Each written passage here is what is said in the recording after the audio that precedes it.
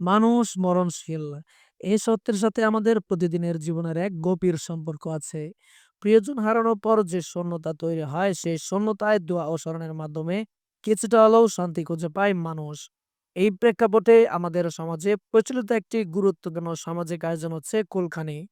কুলখানি মূলত মৃত ব্যক্তির রুহের মাগফিরাত কামনায় আয়োজিত দোয়া মাহফিল। সাধারণত মৃত্যুর কয়েকদিন পর, বিশেষ করে তৃতীয় দিন, সপ্তম দিন বা ৪০ দিন পর এই আয়োজন করা হয়। এই সময় একটি এলাকার সকল মানুষ এই দাওয়াতে অংশ নেয় এবং মৃত ব্যক্তির জন্য দোয়া করে। গ্রাম্য ভাষায় এই আয়োজনকে আমরা জিয়াপত বলি। একটা সময় এই জিয়াপত খাবার পরিবেশন করা হতো কলা পাতায়। সময়ের পরিক্রমায় এটা এখন প্লেটে দেওয়া হয় এবং মাটির পাত্র করে ভাত তরকারি দেওয়া হয়। আর এইটা হচ্ছে জিয়াপতের একটি অন্যতম ঐতিহ্য, যা শত শত বছর ধরে প্রচলিত।